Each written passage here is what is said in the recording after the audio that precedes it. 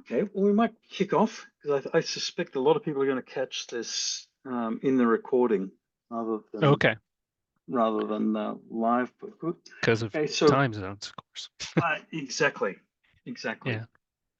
Okay, well, welcome everyone to I can't remember which the which number of our webinars this is, but this part of the IPRRG webinar series, and um, yeah, it's my great pleasure to go and introduce Barney Caton to give us a presentation on risk-based sampling of non-propagated goods at US ports of entry.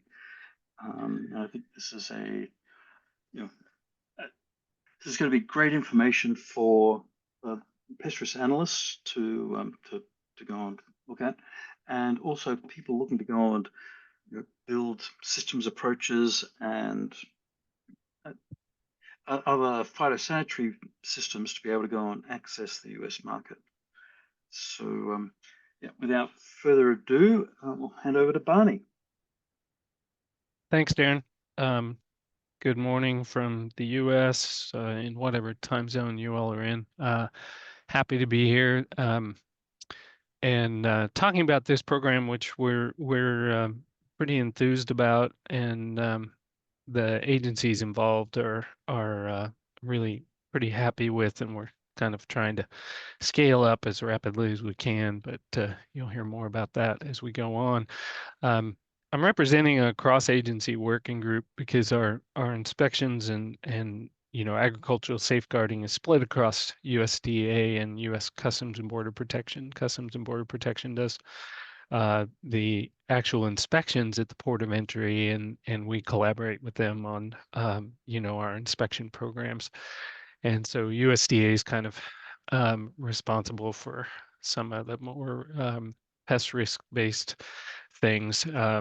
But it's really a collaborative effort, and we have subject matter experts in a range of kind of disciplines: data analysts, program managers, operation managers, risk analysts, and the like. And we all kind of contribute based on our area of expertise, and hopefully the group can identify potential problems and ways to enhance things.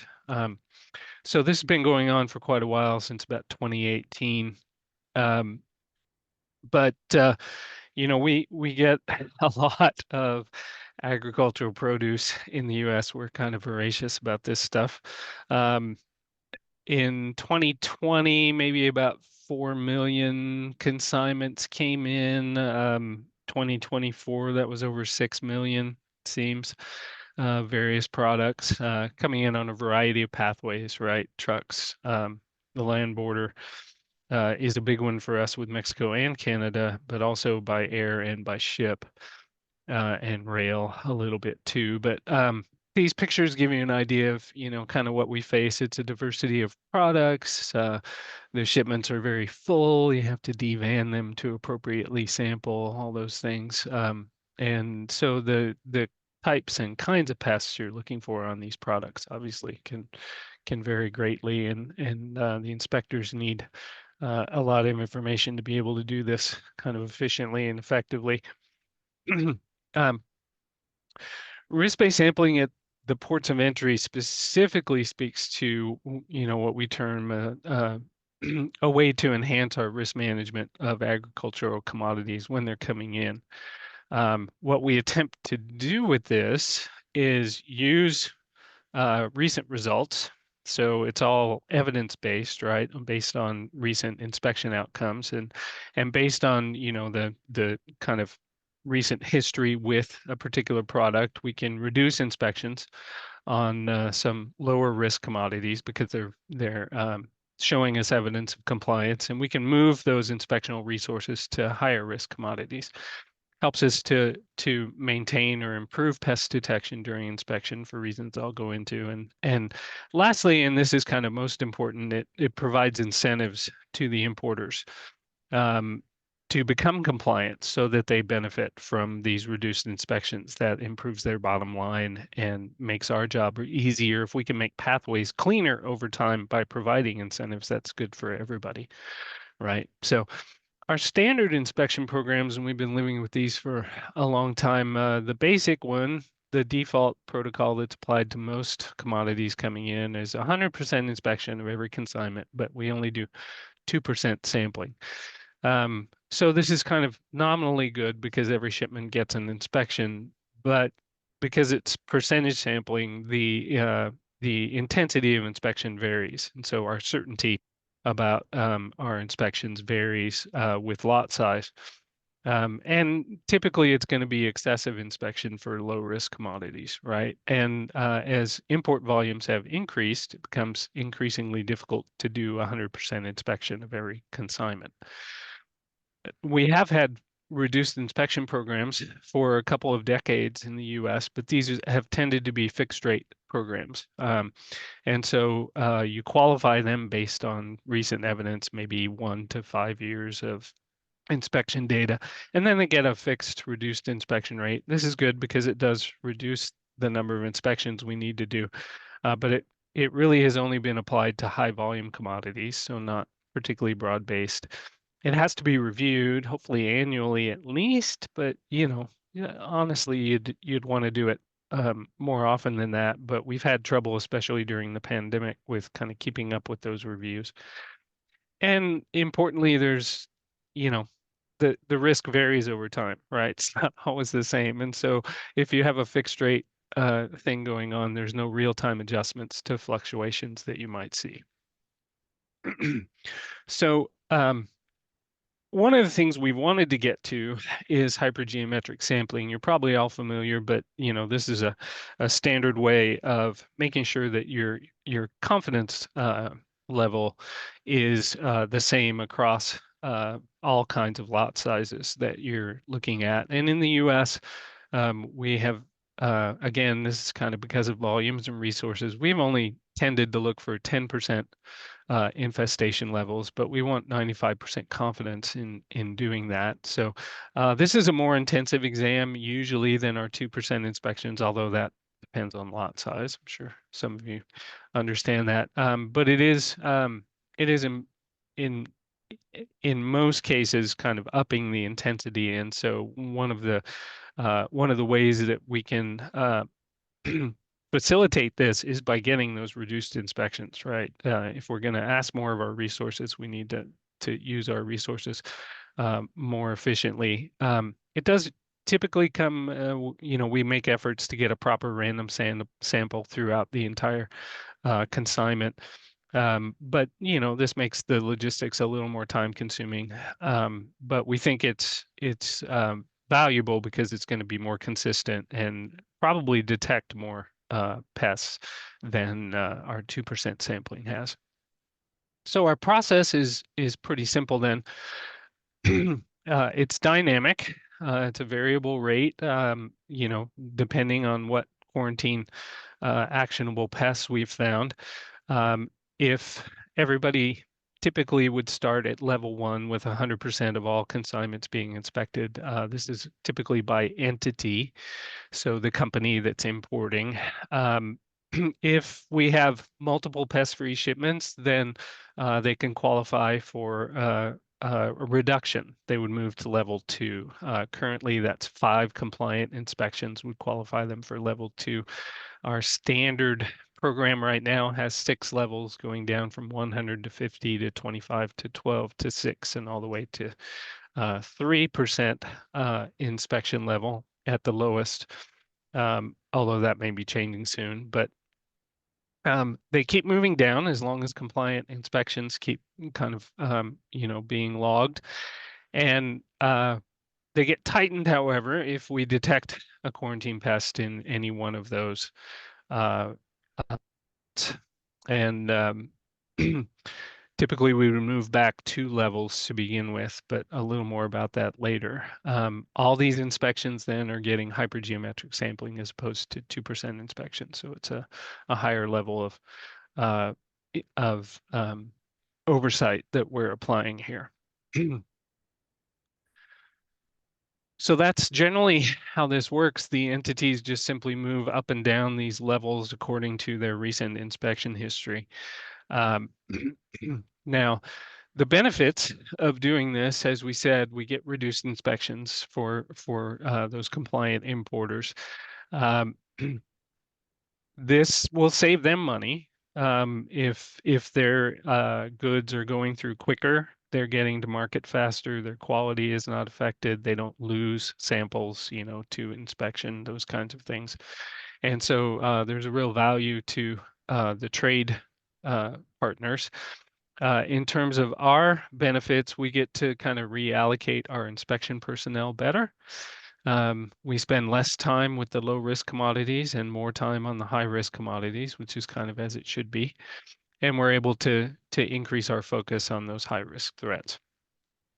And again, most importantly, this provides an incentive to industry.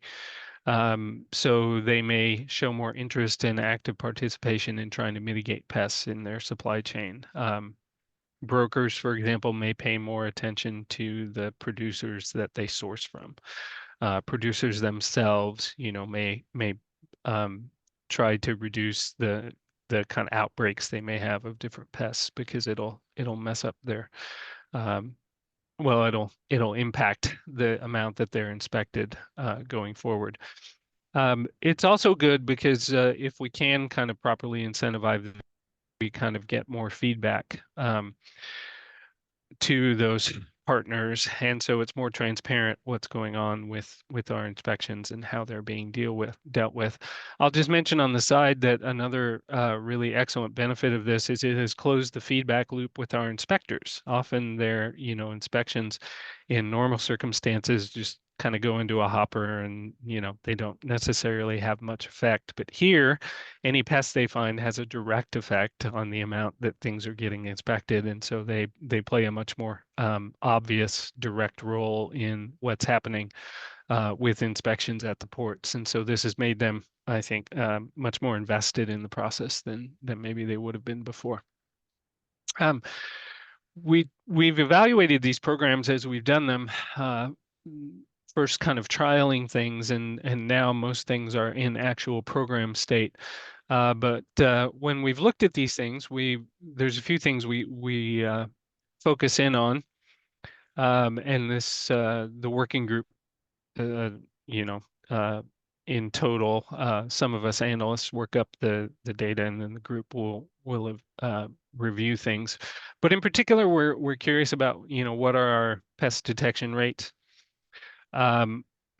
What are the inspection frequencies over time, for different importers? What do they look like? How dynamic are they? And what are the time savings? In general, what we found, regardless of the program, is that usually there's no significant difference in the detection rates we get before starting the program and then after. In some cases, they've increased. We take that to be the switch to hypergeometric sampling, probably providing more consistent detection rates than the percentage sampling did before, because the commodities and the pests haven't changed, only the way that we're kind of interacting with them. So again, even though we're letting some shipments go down the road without inspection, on a rate basis, we're finding as much or as many pests as we did before. The frequencies are very dynamic. I'll show you this. For really good companies, you kind of hope that they're consistently low, right? They just get to a low level and they kind of stay there. But things happen, and production systems are always changing, and the environment and the ecosystems are always changing. So you expect some fluctuations, and we see that. But it's basically what we expected, reasonably dynamic. And then the time savings are pretty good, kind of across all commodities to date, maybe 60% overall savings. It varies by commodity. Some are kind of, have more pest problems than others for various reasons, and you don't get as much savings there. But others are, super low risk, and so they drive a lot of our time savings. And it was important to note that all of our programs have consistently met or exceeded our expectations for both safeguarding and providing time savings. One thing I can't really comment, I'll just mention here, is how much incentivization has been affected. We do know that, talking to CBP managers at the ports, that the industry is aware that when their commodities are in this program and they try to maintain pest-free status so that they qualify for reduced inspections. But we haven't really been able to formalize this, and we haven't really been able in terms of evidence to show that, on a kind of broad basis that things have gotten kind of higher quality in general across these pathways. But we hope to be able to show that in due time.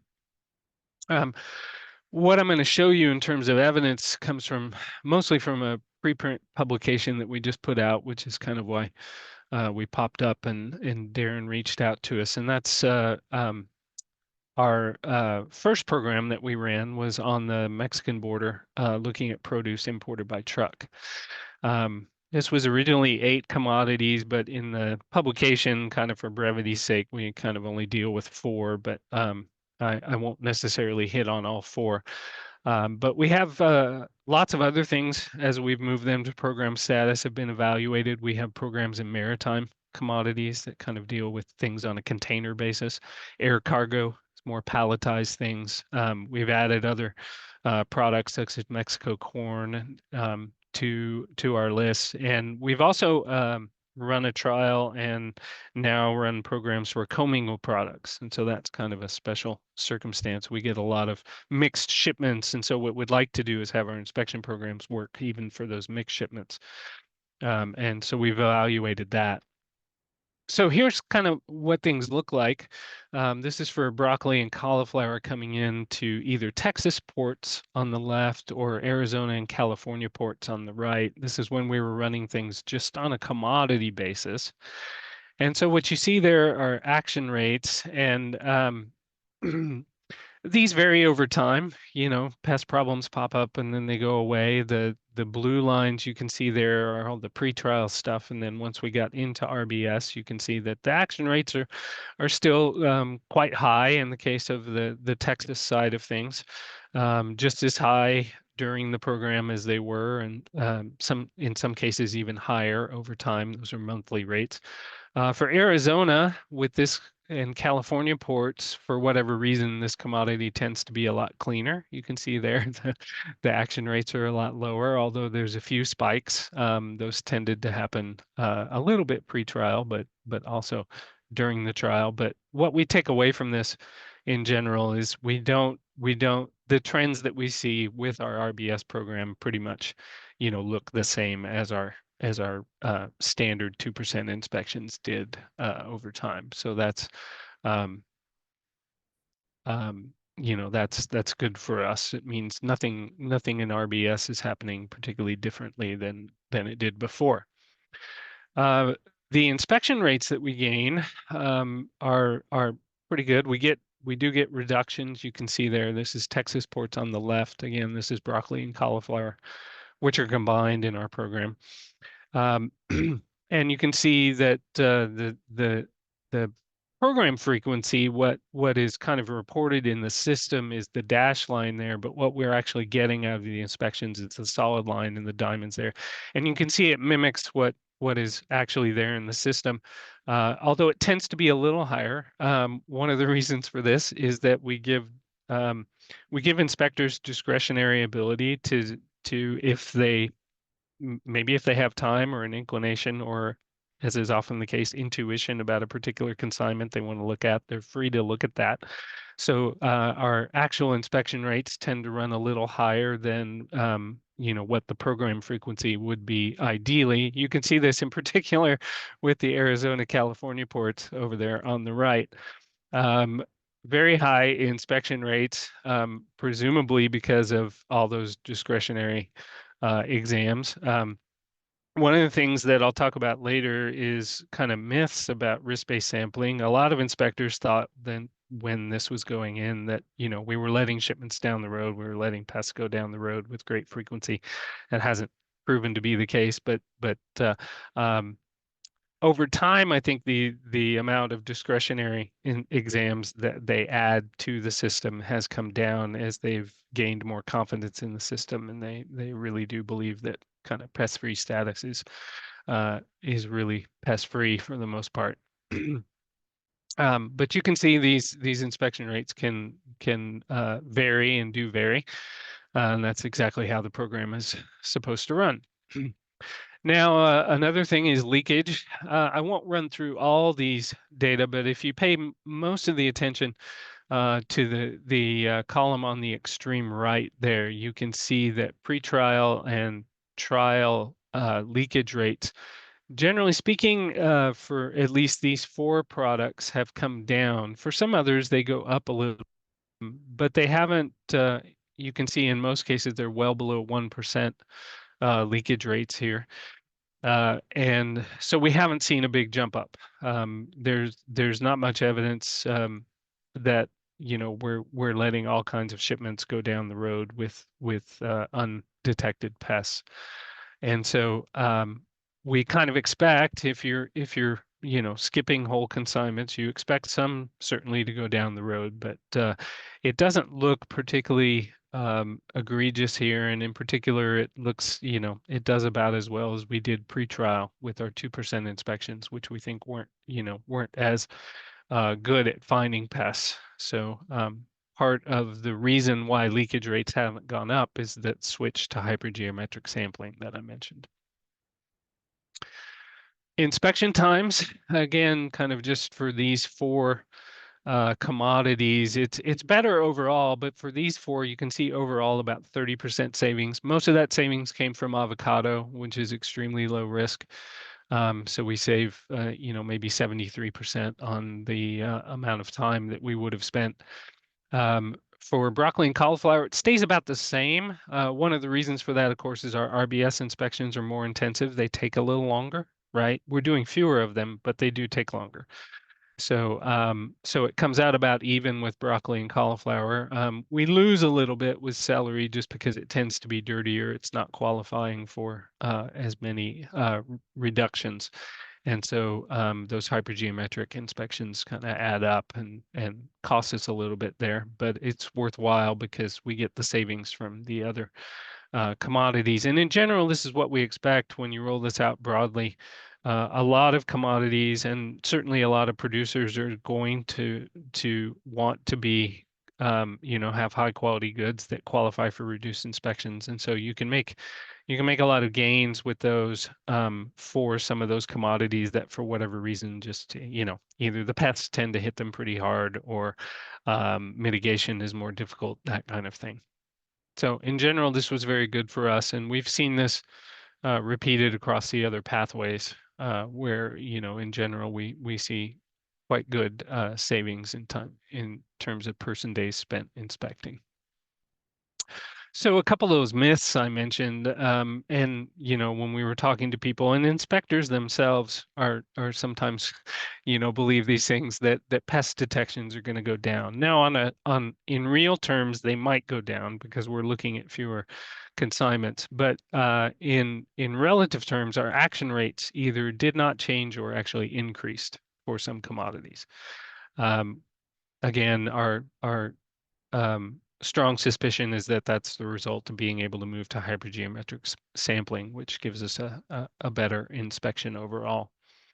I will mention here that one of our long-term goals is to move to even greater intensity. If we can roll this out broadly and get a lot of reduced inspections, then we could actually start inspecting, say, for a 5% infestation rate as opposed to 10 like we do now. So we could do even more intensive exams. When we do exams. That's one of our long-term goals. And then pest leakage. Presumably, people might have thought that it would increase. We do see slight increases in some cases, but they're only slight. Less than a couple percentage points, maybe at the most. And we think again that this is being minimized for some of those higher risk commodities because the inspection levels stay up, and then for lower risk commodities, we have higher inspection intensity when we do inspect them. So both those things tend to mitigate against leakage. So the program has looked like over time. As I mentioned, we started in 2018 with our trial. It initially started with just avocados and celery, but then in 2019 we added a whole batch of other commodities to it. And it's at that time point that we started our work with maritime shipments. That was initially just bananas coming from Ecuador, but we've now expanded to a couple of others, as you'll see. That expansion occurred in 2020, and then we expanded as well in 2020 on the southern land border to other commodities and other ports. In 2021, we started with air cargo. This is still pretty small. It's just a couple of commodities, as you'll see, but was important to move into that area as well. And then we started working with commingled, our commingled trial in 2021 on the southern land border as well. That continued for about 2 years.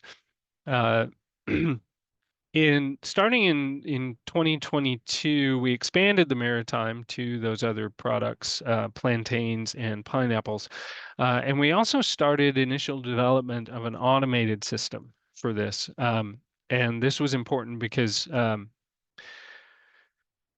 to this point, things always had to be updated manually in the system. Rules are firing to determine whether consignments, are being selected for inspection or not. And the CBP officers and managers actually had to, tweak those rules every day based on recent inspection. But we started working toward automation, which is critical for moving this more broadly in 2022, and we deployed it for maritime first in 2023.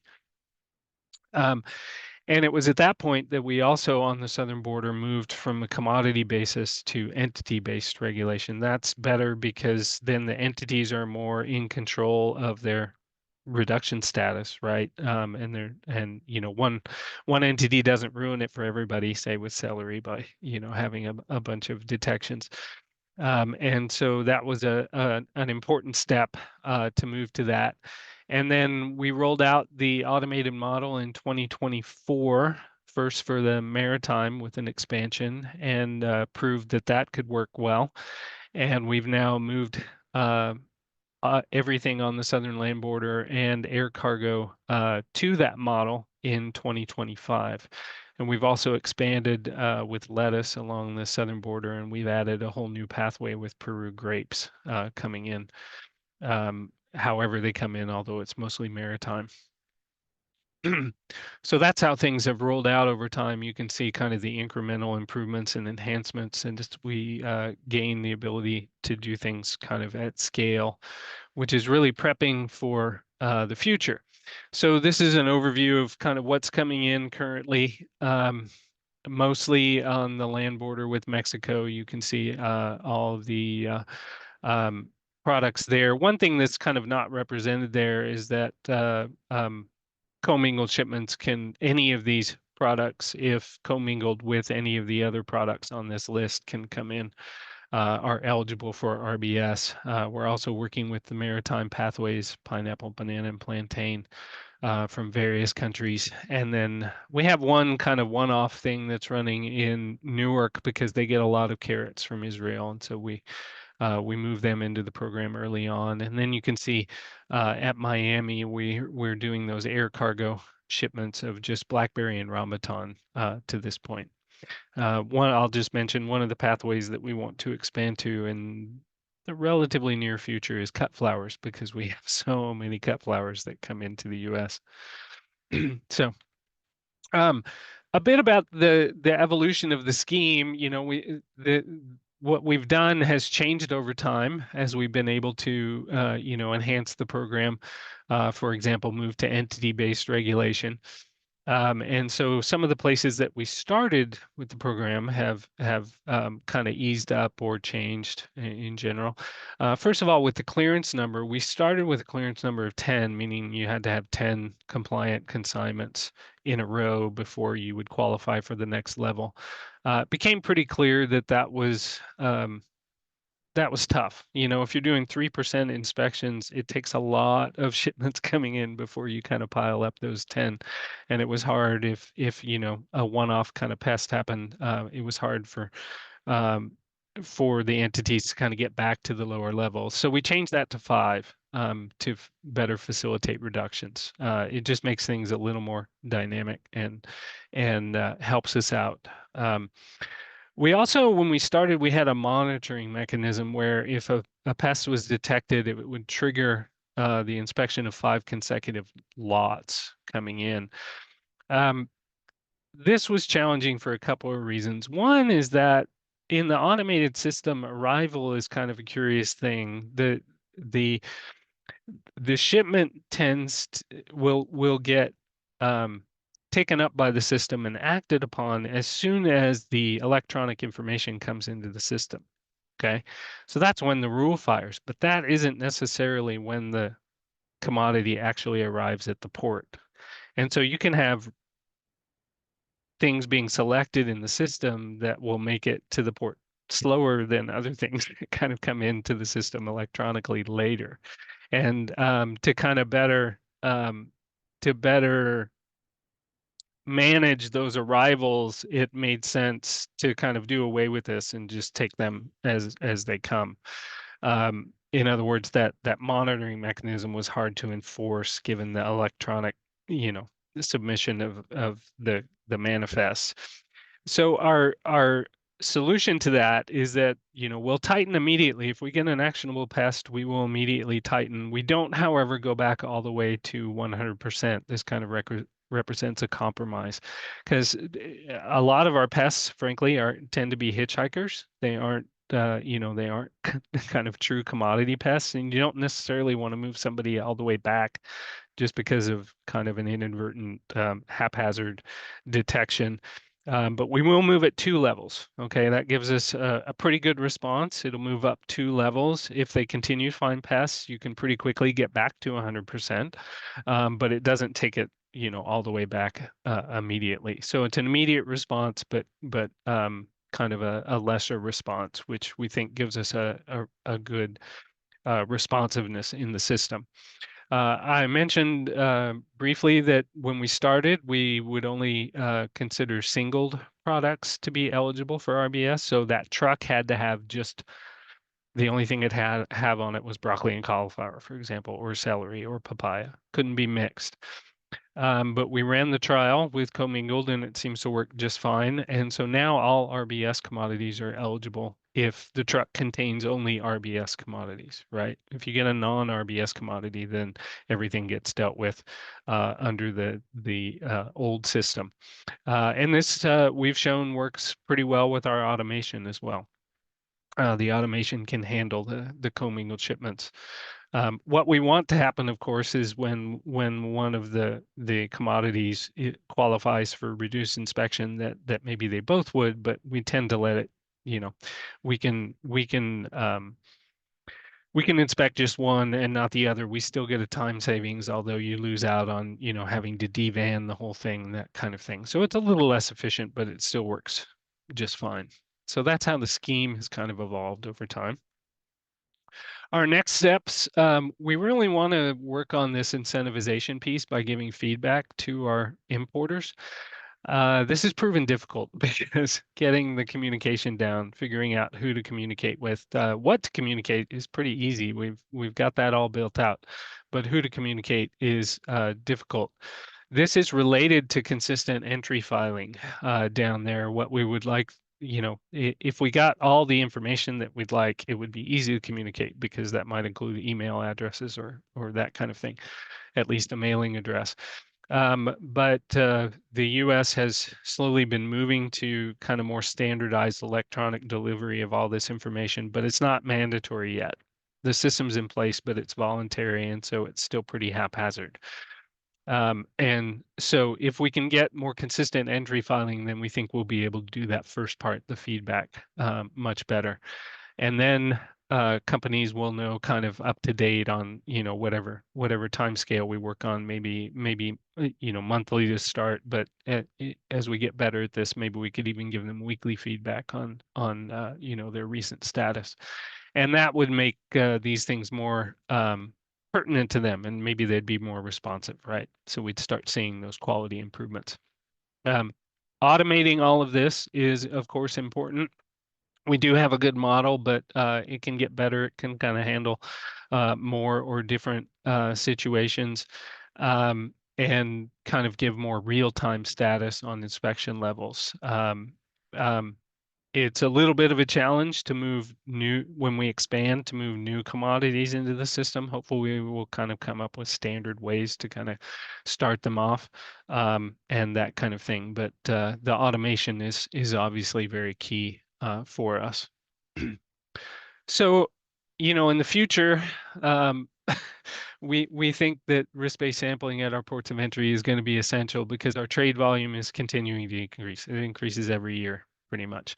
The pathways almost always even become kind of more complex. We're getting more things from more places. Commodities, continue to diversify, and the entities doing this, are changing in their own ways, kind of consolidation or aggregation, or just the advent of maybe more small producers coming into the system. Other important factors are, moving to digital information. And we have to recognize that maybe risk-based sampling isn't appropriate for all commodities, although we tend to think certainly most can. One of the places we've gotten pushback from within the agency is when treatments are required on certain commodities, and maybe inspections to verify the efficacy of treatment are there. They don't want to go away from those, right? But maybe standard pest inspections we can continue to do away with.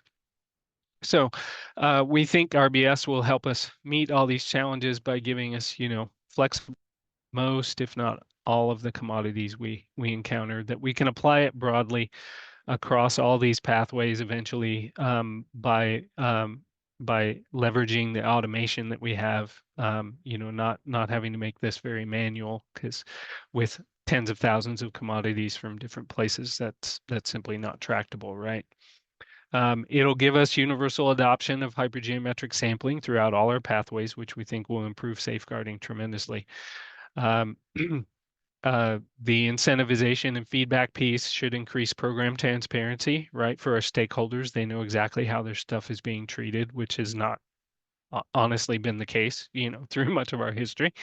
And we really and truly hope that incentivization will increase the quality of the imported goods that we get over time, because people will want to avail of the reduced inspection savings that they get, and the increase in profits that they probably get out of that. So overall, we think this will actually, despite the challenges over there on the left, that this will gradually improve our safeguarding while optimizing our resources, and not simply be a way to manage those challenges, but to make the system better on the whole. A few acknowledgments here. My co-authors on the preprint were great. This is kind of our old team from a couple of years ago when that Mexico trial was running. We have new work group members now who contributed to review and all the things you've seen here.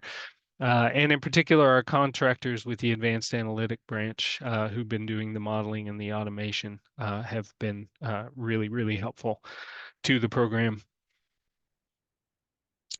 This is a picture of some of our old group members in Niagara on the border with Canada a few years ago. But thank you for your time, and we do have some time left for questions. So.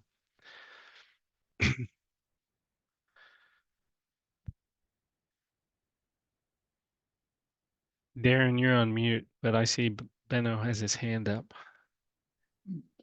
Thank you, Barney. Yes. Okay, so let's go to the Benno. Question? Yeah, the Benno. Hi. Hello from Switzerland. Thanks Hi. for the talk. I was actually doing the clapping thing, but I also have questions. So, okay. Well, one question. We also do risk-based sampling, but we work with forest pests.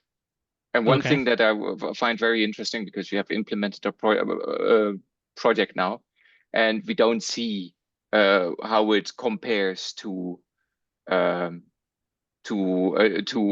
how it would be without the program, because nobody's doing it, right? So this what is very interesting to see is this trend you showed, where the model goes like, no need to sample, and you have this much more sampling.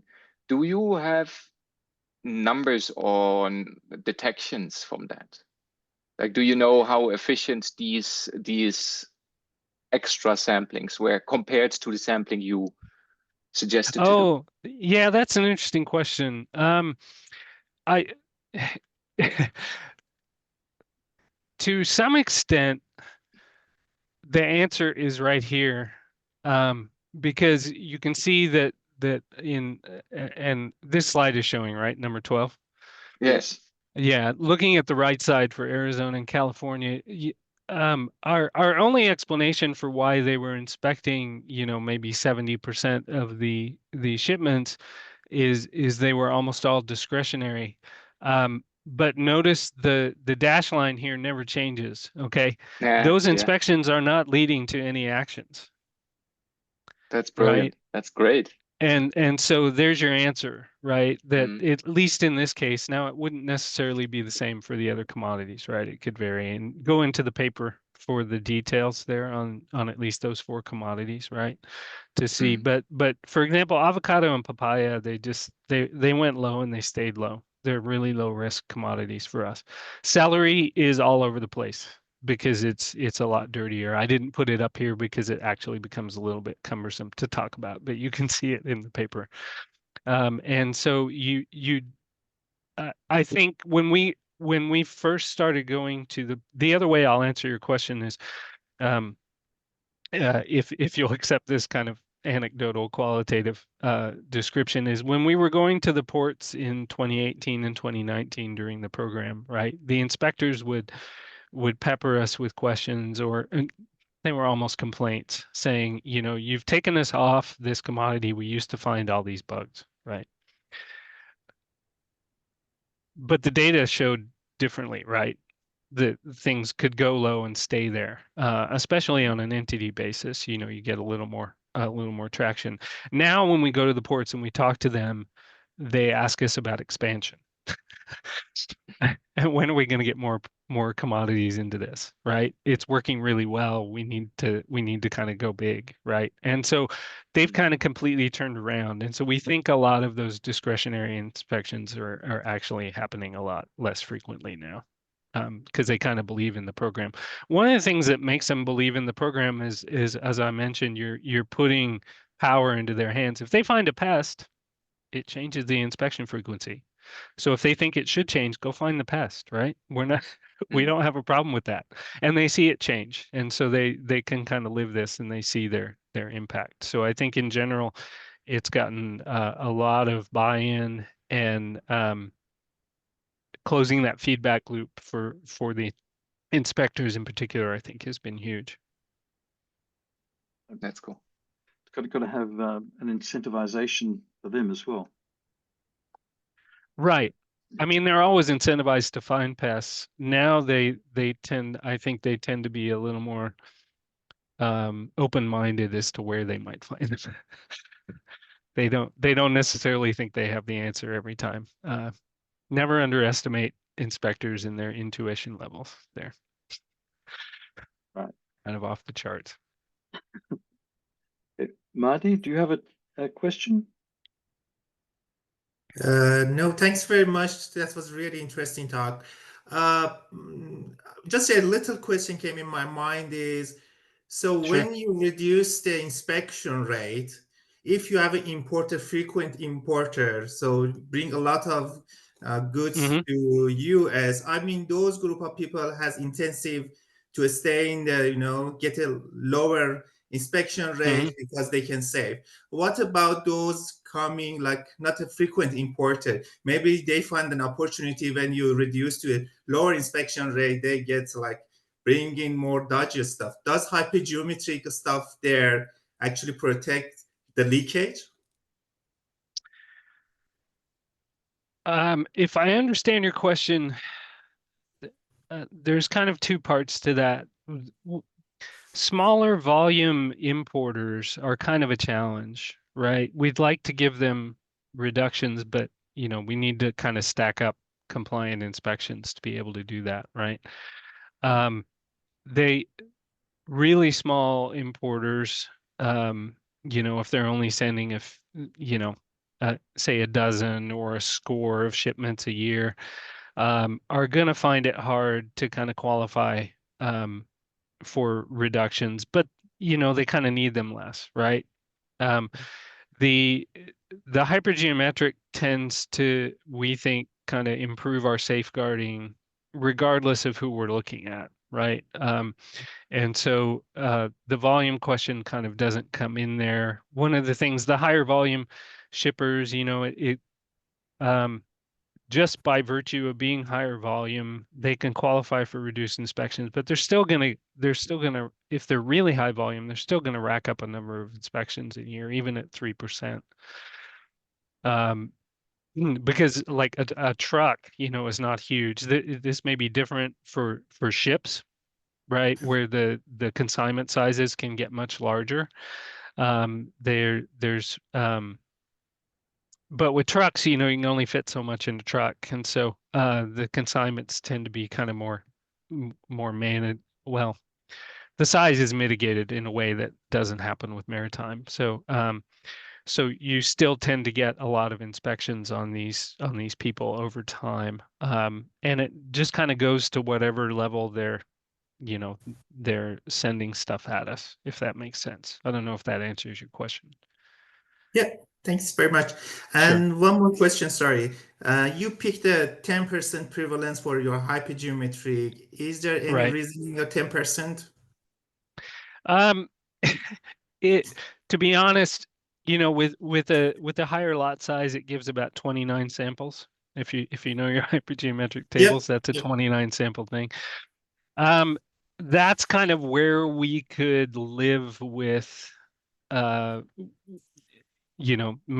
CBP to look at things. Kind of it's not where we would ideally like to be. Like I said, at least 5%, I think, would be the target. We know, Australia, for example, gets way down, maybe 0.1 for some commodities. It's crazy levels that we just can't. We have too much volume coming at us. And so we can kind of live with 29, and that's been our standard. But frankly, we'd like to go to 58. We're not going to be able to do that until we kind of apply these things more broadly, though, and actually see some reductions on the other side. So before Benno, can I just get a clarification? What do you mean by a 10% pest infestation level? The hypergeometric, we're looking with 95% confidence at detecting a 10% infestation rate or higher. But what does 10% infestation rate mean? That means 1 out of every 10 consignment we would find pests. Okay, so 1 or more pests in every 10th consignment. Okay, thank you. Yeah. Benno. You can kind of apply that different ways, depending on whether you're looking at, units or, but in general, it's, we're when Australia does it, they're finding, they're going to find it at a much higher rate because, they're looking at 1% infestation rates or better. And in that case, the sample sizes for 0.1, it goes up to 650. So they're taking, literally 20 times the sample size we are. So they find pests on average a lot more often. So the infestation rate they can detect is a lot smaller. Thank you. Yeah. Just one more question. You said once you find pest, right? The rates go up again. You didn't want to do 5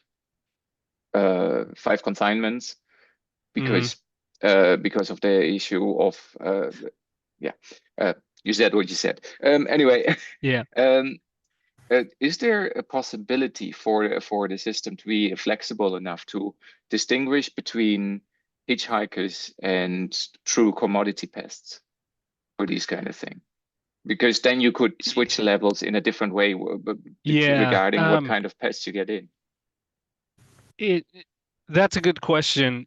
We kind of have what we term program pests that when we were doing this manually, that we would state would not affect the infestation rate because our program had deemed them to be so low risk that we could essentially, count this being negligible risk. When you automate, that becomes a little trickier. What you then have to have, and this is true for us, and we work with one of our cooperating members are in our program unit, National Identification Services, and they're the ones who determine pest status, right? Being quarantined and actionable or non-actionable, right?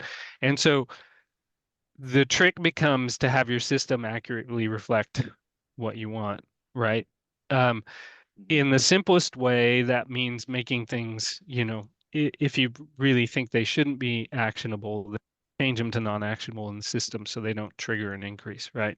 That's a long process and it involves a lot of consultation and, people get kind of dug in. That can be a little tricky. I think in the future, what we could possibly do is see kind of weighting go on where, or like you said, you get a flag that this thing is a hitchhiker. The problem is you can't necessarily discard all hitchhikers, right? Just because they're not a commodity pest doesn't mean they're not a risk in and of themselves. So you kind of get to a point where you might design kind of species specific flags in the system that will kind of turn on or turn off appropriately. But it's also, I'll just mention here, what you term to be a compliant shipment doesn't just depend on pests, right? It could also be things like paperwork. Okay, they didn't have the phytosanitary certificate, right? And you have to decide whether you're going to count those things as well. It's not just pests. And so, in the future, we might turn again another way to kind of spur compliance with the electronic manifesting might be, if they don't give us all the info, maybe that one's not eligible, right? That's another way to kind of, but where some of those things are, I think, kind of down the road, really very fine tweaks or enhancements, and we're not there yet, right? We're kind of, I think, taking this piecemeal. We can get to the really tweaky part maybe later when we move things out more broadly. But for right now, we're kind of working with the system and noting, what we might do in the future. But yeah, right. Hopefully Barney, that explained it. Yeah. Right. You don't want the hitchhikers getting in either. So it strikes me that your importer is responsible for the cleanliness all the way along the production chain and the transit train. Right. So if they get slapped back, there's a signal there for them to go on. They don't just have to clean up the production chain. Then they've got to come down on where whoever was handling that part of the system where the hitchhikers got introduced, whether it was post packing house or recycled trucks or whatever that weren't cleaned out from the last trip or whatever. So yeah, it's a good point. It's as long also as they worth know mentioning why they got so it's important then that they know why they got slapped back. Right. So they know where to go look. Yeah, one of the things that is kind of I don't know, it's a complex system, right? So sometimes the importer might be a producer, but sometimes it's a broker or a consignee, right? And so we might not need to be talking to the producer so much as the consignee or the broker, right? And then they have choices about shipping lines and who they source from and how it all happens, right? And so exactly, you're not always hitting right at the same place, right? It's kind of variable. Yeah. It's an interesting point. Okay. If there's no other questions, I've got a couple. Have you thought about doing your seasonality? Oh, sorry, looking at your risk in terms of seasonality. Some of the products definitely come at us seasonally. The two air cargo products that we're working with, Ramadan and blackberries, are innately seasonal, coming to us from Ecuador. only in the winter months. The pest risk is kind of a different thing. For generally speaking, risk-based sampling programs or acceptance sampling programs in general, one of the things you like to see is consistency of the movement of goods, right? The seasonal products are a bit of a challenge because, you know, where they ended up this season in 2024 might not be where they start the season in 2025. They could have an outbreak we don't know about, right? And so one of the things we're thinking about is, do you kind of reset everybody? But you have to think about where your volumes are, because if they have to start at 100% and then get down, you know, that just it's a challenge. It's a program challenge, right? You have to think about how to deal with these things. The pest seasonality for a consistently imported product like we get from a lot of our Mexican things, that kind of takes care of itself. If they get an outbreak, or, you know, the kind of standard increase in weevils or mites or something kind of happens, you expect your inspections to kind of reflect that, and things will gradually ramp up, right? The beauty of the system is we don't have to plan for it. We can just let the inspection outcomes kind of drive it, right? But then everything's lagged. A little bit, yeah. And you kind of live with that, right? You have to, because thinking, what if you we had can't another? necessarily predict these things, right? Especially on an entity basis. It becomes, if it was commodity based, then maybe you could believe, okay, this is the time when we start to see the, you know, these scarabs come in or whatever, right? But on an entity basis, you can't necessarily tell Joe Alvarez and Sons that, you know, we expect him to have these scarabs, right? He could complain pretty mightily, you know, over that treatment potentially. So we've tended to develop trust in the system to be responsive, if somewhat lagged, as you say. I was thinking, if you know, there's this notion of a winter window as an export. You know, that's a an SPS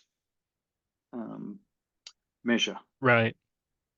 So I New should also Zealand, mention that you know, our kind of overall arching view of inspections has changed a bit in the US in recent years. You know, the inspectors kind of want to believe they're the watchers on the wall. They're the last defense against these things getting in, right? right? Inspections are only marginally a mitigative measure because they're always sampling based, right? You're never going to find 100%. And so we tend to view them these days more as informational, right? And we need to manage the information we're getting. And that's what RBS allows us to do. But also it gives us a chance to build that incentivization in, right? And so we're not expecting to find everything in simple terms. And so you can kind of, it frees you up to be a little more dynamic and reactive and kind of get into this space if you kind of change that mindset, if that makes sense. Right.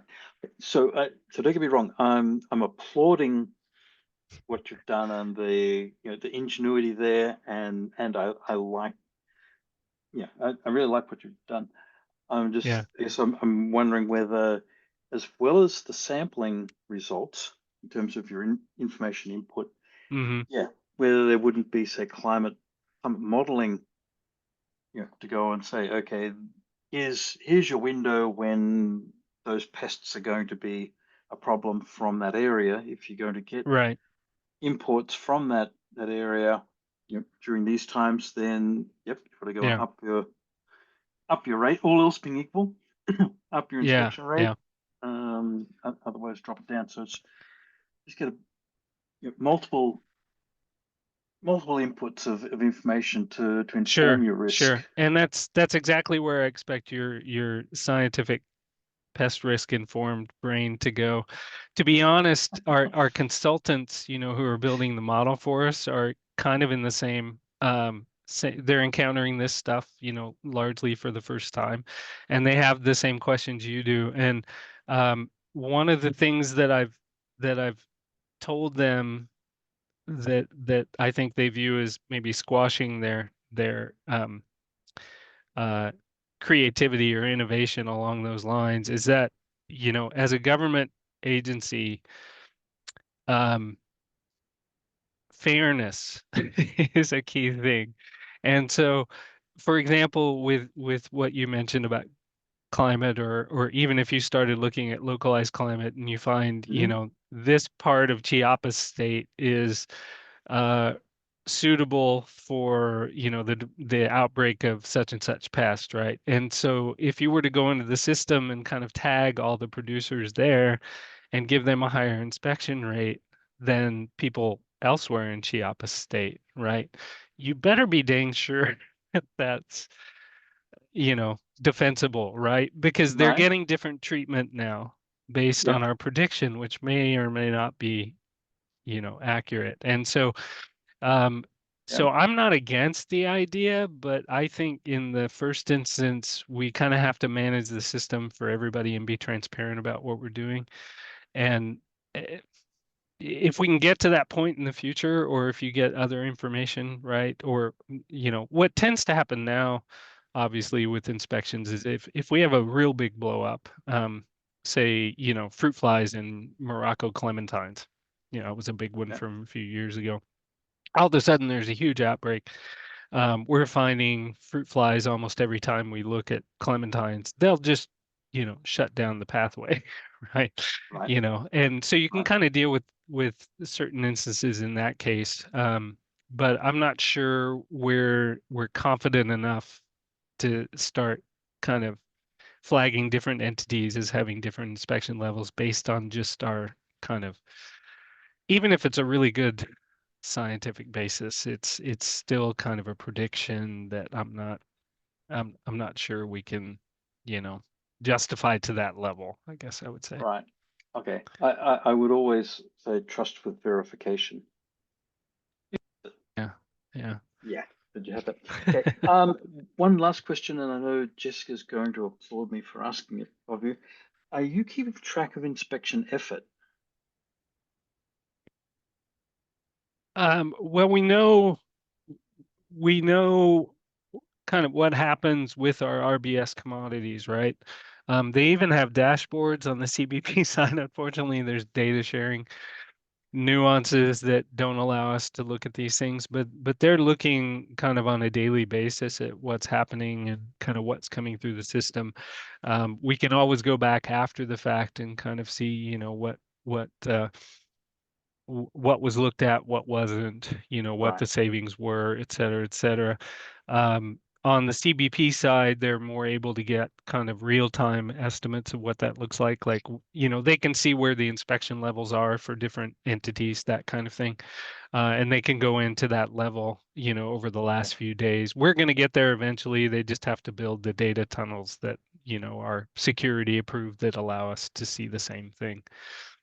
Awesome. So, yeah. Just from an invasion biology perspective, to be able to go and marry up your interception rates with your inspection rates is something that we're not aware of anywhere in the world that has that, and it's just been a glaring omission. You know, all the biosecurity agencies, you know, we've looked at New Zealand and Australia and Europe, and you know, they've got the detections, but you don't know how much effort was put in there. So trying to go and back out, you know, your real arrival rates is impossible. Yeah. So Yeah, well the done, automation has really helped us zero in on these things and look at it with a lot more detail than we ever could in the past. Yeah. Well done, you guys. Okay, well, we're over time now. Thank you so much, Barney. Really appreciate your time today. Yeah, well done. Great. Thanks for having me. And yeah, welcome all of you to, or invite all of you to come to Malaysia later this year. Yeah, and please share my email widely if people have questions after seeing the recording. You know, they can email me freely. Thank you. Thank Happy you, Barney. to do that. You bet. Thanks, everyone. Thanks, Benno. Thanks, Marty. Thank you. Thanks, Jessica. Keep well. Take care, all. Bye-bye.